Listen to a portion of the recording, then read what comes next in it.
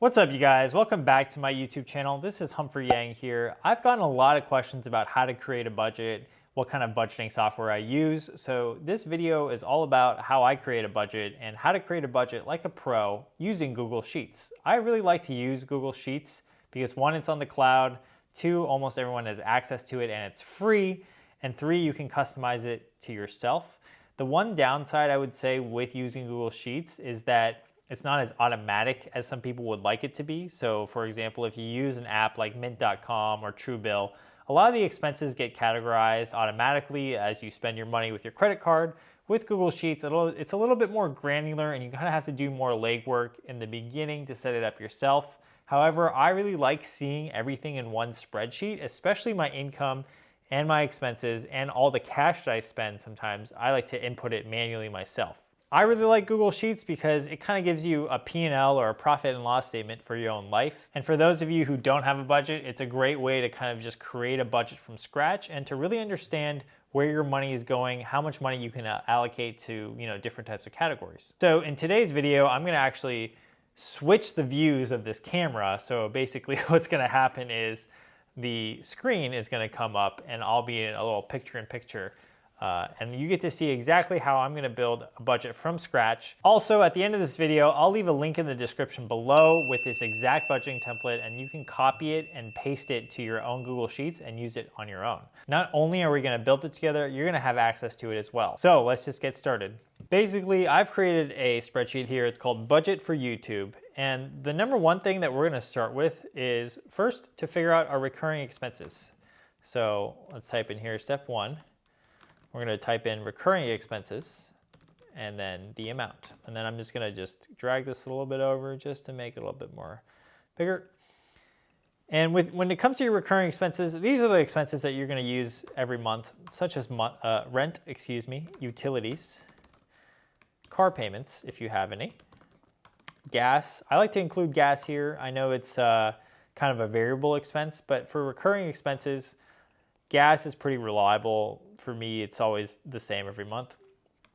Netflix or entertainment, and then maybe like miscellaneous. This is really up to you.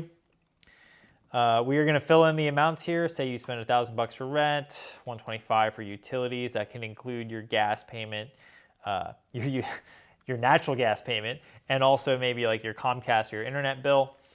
Car payments. Let's say you spend $300 a month on a car payment and $200 on gas, so you have a gas guzzling car, and your Netflix and your entertainment stuff costs $25 a month, and then maybe you have $50 for miscellaneous.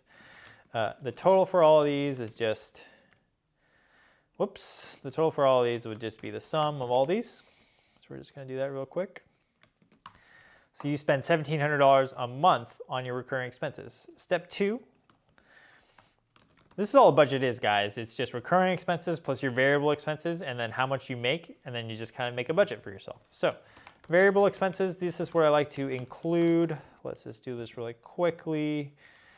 Eating out is one of them. Groceries, if you do anything like grocery shopping, maybe entertainment, exercise, general. This is just like, general purchases. I like to put my haircuts in general because I don't know where else to put them.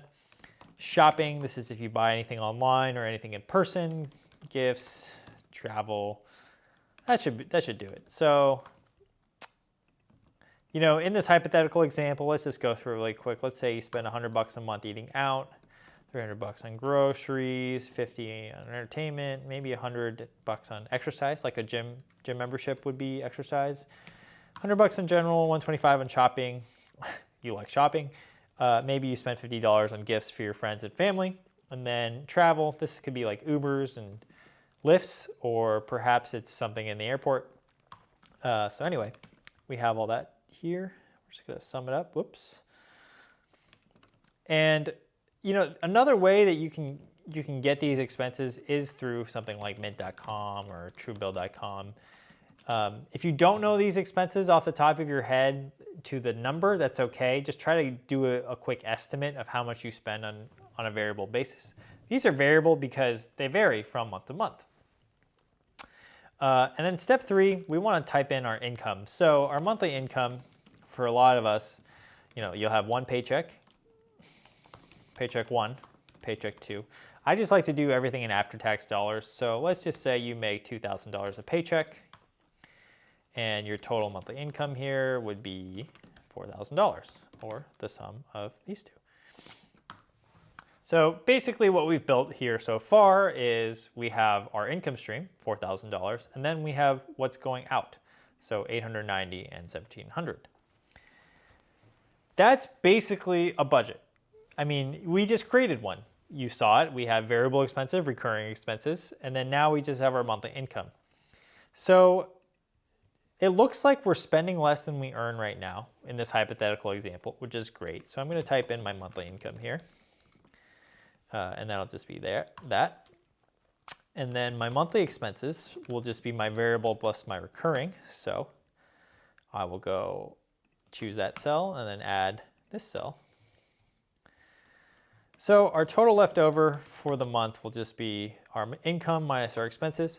That means every month we have $1,410 to work with. Now, assuming you save 20% of your income a month, which is a pretty good savings rate, just going to be your monthly income times 0.2 or 20%. So $800 of savings, that leaves you with a total left over after savings of 1,510 minus 800. You have $610 to play with. Whatever you do with that, I would first of all, if you don't already have one, have an emergency fund.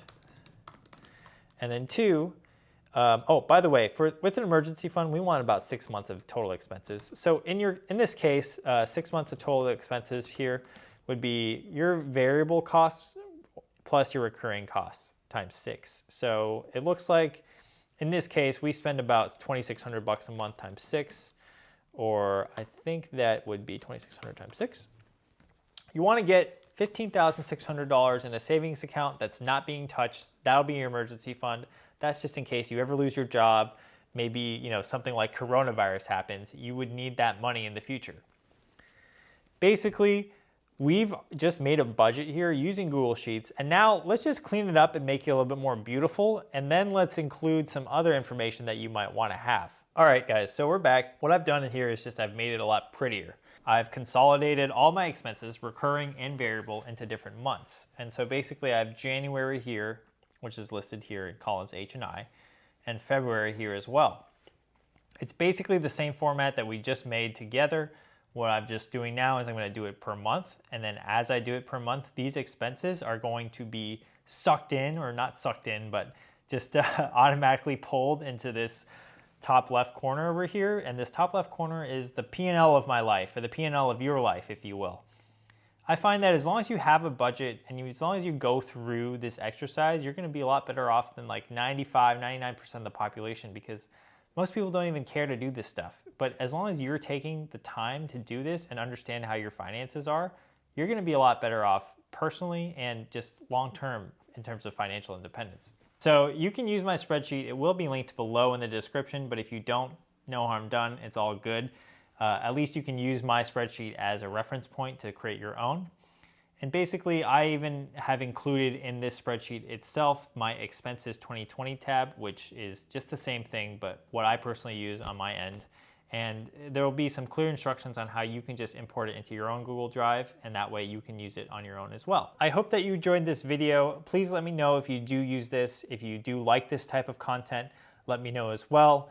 Make sure to click the like button, because for some reason it really helps the algorithm and gets me a lot of views. The other thing is please tell a friend about this. I am still trying to grow as a YouTuber, and I'm still trying to get better. So if you have any comments or good feedback for me, please let me know that as well. I really appreciate you guys even watching me in the first place. It's always a huge honor and a huge compliment to even get comments from you guys.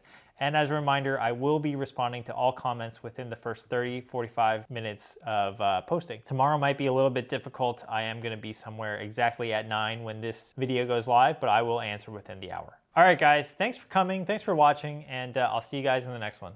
Peace.